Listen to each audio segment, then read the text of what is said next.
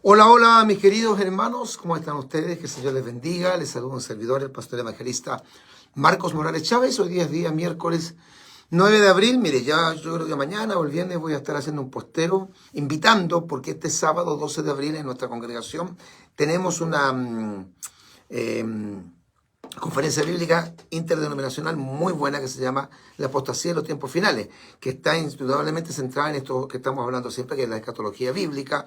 Así que en estos días vamos a hacer y vamos también a publicar el afiche del evento, que tiene 3 expositores, que les habla el pastor evangelista Marcos Morales Chávez, que voy a hablar acerca de los tiempos finales, que los días los días son malos, los tiempos son peligrosos. El segundo tema, sobre una temática interesantísima que tiene que ver con la inteligencia artificial actual y lo que viene con el tema de la inteligencia artificial en los labios del evangelista Felipe Barraza. Y culmina nuestro pastor Marcelo González Chantilla de la Argentina con el tema el arrebatamiento está a las puertas, pero nos están distrayendo. Y justamente debido a todos estos temas que estamos viviendo en el tiempo final, es que he querido hacer este posteo para compartir un tema interesantísimo que obviamente confirma una vez más lo que nosotros hemos aprendido, lo que la Biblia nos dice, lo que nosotros predicamos y lo que nosotros esperamos, que es el arrebatamiento de la iglesia al cielo. Siempre damos algunos pequeños minutos para que los hermanos puedan irse, ¿no es cierto?, interiorizando del tema, para que revisen el título, para que lo puedan compartir. Vamos a hablar acerca de este tema que hemos titulado La iglesia del Señor y el anticristo no podrán convivir en la gran tribulación. ¿Y por qué? Bueno, lo vamos a ver, lo vamos a leer, vamos a analizar todo este tema, no va a ser tan extenso. Comparta este posteo con todos sus contactos. No se olviden, mis queridos hermanos, que tenemos un canal de YouTube, Tiempos Finales HD. Y ahí estamos subiendo estos posteos, estamos subiendo el lunes de Victoria, aunque ya empezamos lamentablemente con tiempo de frío, ya con luz artificial, ya se nos fue el verano, ya estamos entrando en un tiempo, digamos, de otoño, pero que estamos contentos de poder compartir con ustedes y decirles que estamos siempre subiendo prédicas, estudios bíblicos y justamente estos en vivos o posteos a nuestro canal de YouTube Tiempos Finales HD. Suscríbase. Bueno, quiero leer un pasaje bíblico, la segunda epístola que escribe el apóstol Pablo. Recordemos que la primera epístola a los tesalonicenses habla del rapto, y en la segunda carta que le escribe el apóstol Pablo a los tesalonicenses especifica y diferencia lo que es el rapto de la segunda venida de Cristo. Porque lo que se entiende es que los hermanos en Tesalónica absorbieron mal el tema de la venida del Señor Jesucristo. Entonces el apóstol Pablo se vio obligado a escribir una segunda carta donde él especifica y aclara que antes de la segunda venida de Cristo a la tierra, establecer el reino, entrar el anticristo, pero que nuestra reunión con él, que es el rapto, está precedida por la apostasía, que es justamente y penosamente lo que estamos hoy día viviendo. Voy a leer el pasaje de segunda de Tesalonicenses capítulo 2, versículos 7 al 8. Dice: porque ya está en acción el misterio de la iniquidad. Ya está en acción el misterio de la iniquidad, solo que hay que en el presente lo frena, lo detiene, hasta que él a su vez sea quitado de en medio. Ya lo vamos a ir explicando punto por punto. Y entonces se manifestará o se revelará aquel inicuo. El inicuo no es un inicuo, sino que es el inicuo, dando a entender que es un personaje particular. Aquel inicuo a quien el Señor matará con el espíritu de su boca y destruirá con el resplandor de su venida, en su segunda venida en gloria. Este mismo pasaje que yo les leí, que es la segunda carta del apóstol Pablo a los tesalonicenses, capítulo 2, verso 7, para que lo busquen en su Biblia, segunda de Tesalonicenses, capítulo 2, versículos 7 y 8. Yo lo leí en esta Biblia, que es nuestra Biblia Reina Valera, versión 60. Pero la palabra dice: porque este misterioso y maligno poder ya está en acción. El misterio de la iniquidad, aquí Pablo lo menciona como el misterioso y maligno poder. Solo hace falta que se quite de en medio el que hasta el momento lo frena. Entonces se dará a conocer el impío, se refiriéndose al anticristo, el impío. La versión nuestra dice el inicuo, el impío, a quien el Señor Jesús destruirá con el aliento de su boca y aniquilará con el esplendor de su manifestación. Bueno, Pablo es claro en señalar en este pasaje, en el capítulo 2 de la segunda carta que le escribe a los tesalonicenses, de 2 acontecimientos distintos. Y yo quiero reiterar esto porque esto no es una cosa nueva para nosotros, los que tenemos algún tiempo en este largo caminar del evangelio que llevo. Yo recibí la sana doctrina hace más de 41 años atrás. Doy gracias a Dios por la formación que tuve, por el pastor que me formó, que hoy día es un obispo, de allá de la comuna de La Pintana, en el sector sur de Gran Santiago. Doy gracias a Dios por la vida de nuestro amado hermano Yaila, que en su tiempo cuando estaba en pleno apogeo su ministerio cuando yo me convertí, él ya está en la presencia del Señor, y hombres que me inspiraron, que fueron, bueno, para mí, referentes como el hermano Luis Miguel Ortiz, el fundador del Movimiento Misionero Mundial, un maestro de la palabra, o el gran evangelista Jimmy Swaggart, por nombrarle algunos, o el gran evangelista Jorge Rasky. Bueno, de ellos todos aprendimos a la luz de la Biblia, porque eran todos de sana doctrina, que la iglesia no pasaba por la gran tribulación. De hecho, esta escuela de pensamiento post-tribulación es como una escuela no muy conocida, se ha hecho más conocida ahora por el tema de las redes sociales, esto de que la iglesia pasaría por la gran tribulación. Entonces, Pablo aquí en este pasaje, en la segunda carta que le escribe a los tesalonicenses, es claro en señalar dos acontecimientos o eventos distintos, que son nuestra reunión con él, como lo menciona ahí el apóstol Pablo, que en el fondo es el arrebatamiento o rapto, y su venida, lo que se conoce como la segunda venida, que será para gobernar, para establecer el reino de Dios en la tierra, ¿ya? Ambas precedidas por dos claros acontecimientos. Antes del rapto o del arrebatamiento, que es lo que estamos esperando ahora nosotros, habrá una apostasía terrible. Y la pregunta es muy sencilla. ¿Hay una apostasía terrible, fragrante, espantosa, sin precedentes? Sí, hay una terrible apostasía en estos días, ¿ya? Y antes de la segunda venida en gloria, en los días de la gran tribulación, gobernará con fuerza el anticristo en el periodo que nosotros conocemos, según Mateo 24, versículo 21, como la gran tribulación. Ahora, ¿qué es el misterio de la iniquidad del cual el apóstol Pablo habla acá? Bueno, el misterio de la iniquidad, hay que mencionarlo, que es lo contrario al misterio de la piedad, pero ya lo vamos a explicar. El misterio de la iniquidad, que ya estaba operando, imagínense, en aquellos días cuando el apóstol Pablo escribe, estamos dentro del primer siglo de la era cristiana, cuando el apóstol San Pablo escribe esta segunda carta a los tesalonicenses, y ya estaba comenzando a operar en esos días en el inicio del cristianismo. Esta sería una obra diabólica, que crecería de manera impresionante en los últimos tiempos. El misterio de la iniquidad, para explicarlo de forma muy breve, muy sencilla, es básicamente lo contrario al misterio de la piedad. ¿Y qué es el misterio de la piedad? En 1 Timoteo 3, capítulo 3, verso 15 al 16, dice, e indiscutiblemente grande es el misterio de la piedad. ¿Qué es el misterio de la piedad? Y ahí lo dice, Dios fue manifestado en carne. O sea, cuando dice que fue creído a los gentiles, fue predicado en la tierra, fue recibido arriba en gloria, se está refiriendo a que Dios se humana, se hace hombre, en el misterio de la piedad, para venir a salvar al hombre. El misterio de la iniquidad es lo contrapuesto, es un hombre haciéndose pasar por Dios para la destrucción de la humanidad. Muy contrario a la obra de Cristo, que el Logos, como dice San Juan 1, verso 14, se hizo carne y habitó entre nosotros y vimos su gloria. Dios se hizo hombre, e indiscutiblemente grande es el misterio de la piedad. Dios fue manifestado en carne en Jesucristo, con el propósito de salvar.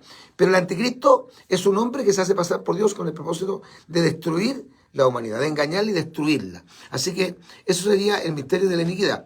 Y este misterio de maldad o de iniquidad es sencillamente un hombre, que será el anticristo, haciéndose pasar por Dios, tal como lo señala justamente la segunda carta a los tesalonicenses, para engañar al mundo y dejarlo a merced de Satanás. Esto coincide con Daniel capítulo 11, verso 31. Los doy los versículos bíblicos, los repito 2 o 3 veces porque hay gente que siempre toma apuntes o marca la Biblia. Daniel 11, verso 31. Mateo 24, verso 15. El Evangelio de Mateo capítulo 24, verso 15. Y ya mencionamos segunda de Tesalonicenses, capítulo 2, versos 3 y 4. Para que el mundo adore al diablo en la persona de este perverso personaje. Ahora, ¿por qué nosotros creemos que la iglesia no pasa por la gran tribulación? No porque le tengamos miedo a la tribulación, eso no es cierto.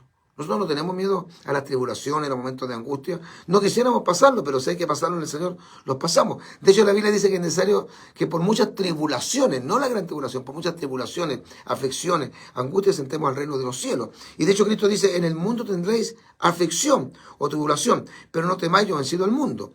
Y dice la Biblia que tenemos que fortalecernos en el Señor, en el poder de su fuerza, para estar firmes en el día o resistir en el día malo. O sea, nadie niega que hay momentos oscuros, difíciles y complicados, pero la gran tribulación es otra cosa distinta. Ahora, nosotros no queremos que el Señor nos venga a buscar porque le tenemos miedo a la gran tribulación o al anticristo, no. Es porque la promesa bíblica es que el Señor Jesucristo librará a su iglesia del periodo de la gran tribulación y dejará a Israel para pasar la gran tribulación. Eso es lo que la Escritura señala. Entonces, ¿por qué nosotros creemos además de que la iglesia no pasa por la gran tribulación? Bueno, por muchos hechos, porque se abre la semana 70 es para Israel, no para la iglesia, porque la palabra iglesia en Apocalipsis 1, 2 y 3 se menciona más de 22 o 23 veces en el Apocalipsis, pero curiosa, entre comillas y extrañamente, cuando Juan es arrebatado al cielo desde la isla de Patmos, desaparece completamente la palabra iglesia en todo el relato del cronograma escatológico del periodo de la Gran Tribulación y los sucesos que allí van a ocurrir. Desaparece la palabra iglesia y recién es mencionada en Apocalipsis 19. Ahora, sería totalmente imposible que la iglesia, y digo la iglesia no un rótulo, no una denominación, sino que la iglesia verdadera, o los creyentes genuinos, la iglesia pueda convivir 7 años con el anticristo. Esa es una de las reflexiones claras. La iglesia no puede convivir 7 años con el anticristo. Y a su vez con la poderosa iglesia del Señor. De partida, ya hemos visto, y esto está escrito en todo el Nuevo Testamento, que la promesa de Dios para la iglesia es que la iglesia o nosotros los creyentes seremos llevados al cielo precisamente antes de ese periodo. Eso está claro. Mateo capítulo 24, verso 40 al 42. Si hay alguien que cree que la iglesia pasa por la gran tribulación, no tome el nombre de la iglesia, diga que usted va a pasar la gran tribulación. Y usted tiene todo el derecho del mundo a creer lo que quiera creer. Y si se quiere quedar aquí en la gran tribulación, quédese, no hay problema. Pero eso es usted. No, usted no meta toda la iglesia del Señor Jesucristo. Y como decimos de una forma un poco irónica o burlona, si usted se quiere quedar en la gran tribulación, mándele saludos al anticristo de parte nuestra. Porque nosotros, según Mateo capítulo 24, verso 42, nos vamos antes. Eso lo dice Mateo 24, verso 40 al 42. Eso también lo escribe con claridad meridiana el apóstol Pablo en los Romanos capítulo 5, verso 9. Romanos 5, 9. Y Pablo lo reitera, ese versículo bíblico es muy enfático, claro, clarificador. Primera de Tesalonicenses 1:10. Primera de Tesalonicenses 1:10. Hebreos capítulo 9, verso 28. Hebreos capítulo 9, verso 28. El pasaje, este también lo conocen mucho los hermanos, Apocalipsis 3:10. Apocalipsis 3:10. Y para mí uno de los más importantes o emblemáticos es Lucas 21, verso 36. Evangelio de Lucas, capítulo 21, verso 36.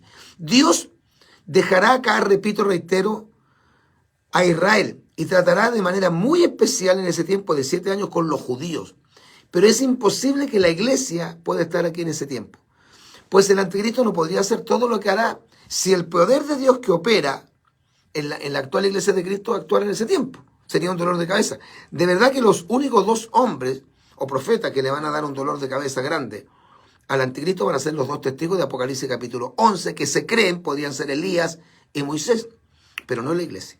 O sea, la iglesia no puede estar acá porque si la iglesia estuviera acá, en el tiempo de la gran tribulación, predicando el evangelio, sanando a los enfermos, echando fuera los demonios, sería un dolor de cabeza y no permitiría que el anticristo se mueva o se apodere del mundo entero, como sí lo hará, porque recordemos que la Biblia dice que Satanás le dará todo su poder y grande autoridad a la bestia, y que la gente dirá, ¿quién como la bestia? O sea, ¿quién como el anticristo? ¿Y quién podrá luchar contra ella? Sigamos. Entonces, no podría, porque sería un dolor de cabeza para el hijo de perdición. El diablo, que el Señor lo reprenda, dotará al anticristo de todo el poder satánico. No habrá una parte del poder, sino que todo el poder diabólico, satánico, infernal, de engaño, de mentira, de autoridad satánica, bestial, estará centrado en la persona del anticristo. Eso dice la Biblia en 2 de Tesalonicenses 2:9. 2 de Tesalonicenses 2:9 al 11, Apocalipsis 13, verso 4. Anote ese pasaje, muy clarificador, Apocalipsis 13, 4. El anticristo tendrá todos los poderes fácticos a su favor. O sea, el poder diabólico, el poder de la religión, representado por su lugarteniente, el falso profeta, el poder de la política y el poder del dinero, el poder de la riqueza. Nadie, absolutamente nadie le podrá hacer frente, y repito, excepto los 2 testigos de Apocalipsis capítulo 11, que al final de su testimonio el anticristo los vencerá, los matará y dejará sus cuerpos o sus cadáveres en la plaza de la gran ciudad de Jerusalén para que se pudran, y al tercer día de estar muertos el espíritu de vida vuelve a ellos, el Señor los resucita y levanta a los que se creen sería Elías y Moisés para que vayan al cielo. Eso dice Apocalipsis 11. No les voy a hablar de los 2 testigos porque ya lo hemos mencionado en algunas otras oportunidades. ¿Qué hará el anticristo contra estos 2 personajes, contra los 2 testigos? Librará una guerra. ¿Y a quién, luego de que estos terminen su labor de 6 años y medio, recién los podrá matar? Si la verdadera iglesia estuviese en la tierra en ese tiempo de la tribulación, ella estaría totalmente en contra de este gobierno infernal. Porque ¿qué predica la iglesia? La iglesia verdadera no predica a favor del mundo político. La verdadera iglesia no quiere congraciarse con los gobernadores del mundo. La verdadera iglesia predica la verdad, aunque eso le traiga oposición. Por lo tanto, si la iglesia de Cristo estuviera en la gran tribulación, seguiría predicando y predicando la verdad. Y al predicar la verdad tendría que denunciar la mentira. Y al denunciar la mentira tendría que denunciar obligatoriamente a dos personajes que son falsos, que estarán entronados por el poder de Satanás, que será el anticristo y el falso profeta. El deber de la iglesia sería predicar en contra de ellos, como los dos testigos se van a levantar en contra del anticristo y el anticristo le va a hacer una guerra. ¿Por qué? Porque los dos testigos van a predicar un mensaje distinto a la mentira de la nueva era que nos tratará de imponer en el mundo de aquel entonces el anticristo. Así que no podría convivir la iglesia, porque la iglesia tendría que predicar la verdad. Si llega la gente a enfermarse, la iglesia ora por los enfermos y no se sanan todos, es verdad, pero se sanarían miles de personas. Y eso de la sanidad divina nos va a ocurrir en el periodo de la gran tribulación. Si además de eso vendrán días que van a ser terribles, si ahora la cosa está mala, está caótica, está complicada, está endemoniada y hay miles y cientos de miles y millones de personas en el mundo que están poseídos por espíritus demoníacos, espíritus de esquizofrenia, de locura, de demencia. Imagínense en aquel tiempo. Si estuviera la iglesia, mucha de esa gente recurriría a las iglesias, pediría oración y sería liberado por el poder de Jesucristo, como nos enseña el libro de los Hechos, capítulo 10, verso 38. Hechos 10, 38, que dice cómo Dios ungió con Espíritu Santo y poder a Jesús de Nazaret, y cómo éste anduvo haciendo bienes y sanando, liberando a todos los oprimidos del diablo, porque Dios estaba con él. Porque para esto vino Jesucristo, para deshacer las obras del diablo. En la gran tribulación, si la iglesia estuviera acá, aparte de predicar la verdad, aparte de denunciar la mentira, aparte de orar por los enfermos y se producirían milagros por cantidades, también tendría que echar fuera los demonios de miles y miles de personas que van a ser poseídas por esa cantidad impresionante de espíritus demoníacos. Recordemos que la actividad demoníaca se va a intensificar en los días de la gran tribulación, y de hecho Dios va a abrir el pozo del abismo, y esos ángeles que estaban encerrados, según Judas y según segunda de Pedro, creo que 2:4 me parece que estaban encerrados en prisiones de oscuridad, van a salir a atar, o sea que están atados, van a salir a engañar a los moradores de la tierra y a oprimirlos. Así que la iglesia no puede convivir con el anticristo. Alabado sea el Señor.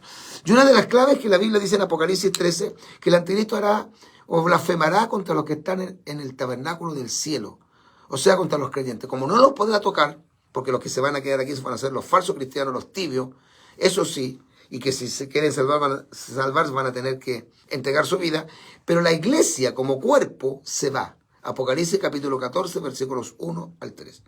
Si yo volviera o regresare, os tomaré a mí mismo, para que donde yo esté, vosotros también estéis. La iglesia no puede convivir con el anticristo. Alabado sea el Señor.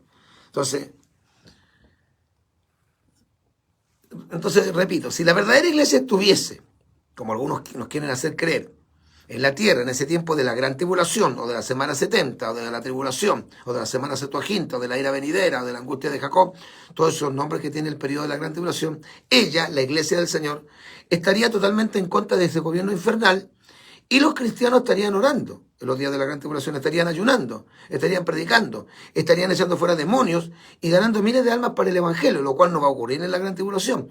Por lo tanto, la bestia no podría gobernar a piacere, a su antojo, y no podría lograr todo lo que en efecto el anticristo alcanzará y que se consumará en lo que se conoce teológicamente como el clima de su gobierno o el clima de la apostasía, que también yo tengo un tema que se llama justamente el anticristo y el clima de la apostasía. Terminando ya, cerrando un poco esta enseñanza breve, la palabra traducida como tribulación proviene del hebreo zar y del griego tilipsis. Ambos términos, zar y tilipsis, indican problemas, dificultades, sufrimiento, gran aflicción, angustia y presión, y se usa para referirse a cualquier tipo de dificultades o problemas que puede experimentar el pueblo de Dios. La palabra tribulación proviene de la palabra latina tribulum, que significa trillador, tribulum, trillador, que utiliza presión y fricción para separar la paja de las cabezas de grano. Esta palabra es la misma que usó Jesús en Mateo, capítulo 24, verso 21, para referirse a ese tiempo específico, la gran tribulación. Es decir, el mismo término indica que el trigo, o sea, la iglesia, será llevada al cielo, y la paja, es decir, los impíos, se quedarán en la gran tribulación. Hermano amado, querido pastor, siervo de Dios, ya nos vamos al cielo. Eso es nuestra esperanza, o nuestra viva esperanza. Cristo viene por su santa iglesia. Dijo el Señor Jesucristo, no se turbe vuestro corazón. Creéis en Dios, creed también en mí. En la casa de mi Padre, aleluya, muchas moradas hay. Si así no fuera, yo lo hubiera dicho. Voy pues a preparar lugar para vosotros, que es lo que ha hecho Jesucristo en todos estos largos años que ha estado en el cielo. Voy pues a preparar lugar para vosotros, y si me fuere, que se fue al cielo, y os prepararé el lugar, que está preparando el lugar, o preparó el lugar, vendré otra vez. Ahí está la gran promesa de su advenimiento, de su regreso. Y os tomaré a mí mismo, palabra o frase bastante extraña, os tomaré a mí mismo. Significa que tomará su cuerpo, la iglesia, para que donde yo estoy, en el cielo, vosotros también estéis. Así que, hermano, la iglesia y el anticristo no podrán convivir juntos en la gran tribulación. Sería imposible, sería absurdo. La Biblia nos dice algo así como que hay una especie como de coinonía, de comunión, o por último una guerra, una pugna entre la iglesia y el anticristo. No, la Biblia habla de que el anticristo romperá un pacto que hará con los judíos, Isaías 28:15, creo que Daniel 7:25, y que perseguirá a una mujer que huye al desierto, que tiene 2 estrellas que representan las 12 tribus de Israel, refiriéndose justamente a la nación judía. Los que van a vivir ese periodo horrendo y terrible, y va a ser una pena, pero está escrito, van a ser los judíos. La gran tribulación no es para la iglesia. Si algún hermano, hermana, o líder, o pseudo predicador de internet, está tratando de hacernos creer que la iglesia pasa por la gran tribulación, no involucre a toda la iglesia, no me involucre a mí y a los millones de cristianos evangélicos pentecostales del mundo. Involúcrese usted. Diga que usted cree, usted espera pasar la gran tribulación, se está preparando, está juntando agüita, está juntando alimentos, allá usted. Pero eso no significa que usted tiene que involucrar o comprometer a toda la iglesia de Cristo, porque la promesa es que si yo guardo la palabra de su paciencia, el Señor me librará de la hora de la prueba que ha de venir sobre el mundo entero para probar a los que moran sobre la tierra. ¿Y dónde nos va a librar? ¿Dónde nos va a guardar si el mundo entero va a caer bajo el juicio de Dios? En el cielo. Y en Lucas 21, verso 36, Cristo lo dijo, que tenemos que orar en todo tiempo para ser tenidos por dignos de escapar de estas cosas que sobrevendrán sobre la faz de la tierra y de estar en pie en el cielo delante del Hijo del Hombre. Así que la iglesia y el anticristo no podrán convivir juntos en la gran tribulación. La iglesia del Señor y el anticristo no pueden convivir en la gran tribulación. Ese es el tema. Recuerde que dentro de unos poquitos minutos más lo subimos a nuestro canal de YouTube. Suscríbase a nuestro canal de YouTube, comparte este posteo con todos sus contactos. Un servidor, el pastor evangelista Marcos Morales Chávez, una vez más se despide muy cariñosamente, cordialmente de todos y cada uno de ustedes, esperando que el Señor les bendiga y como siempre decimos, Maranata, que origina la palabra española Maranata, pero es una palabra aramea, Maranata, el Maranata, Cristo viene.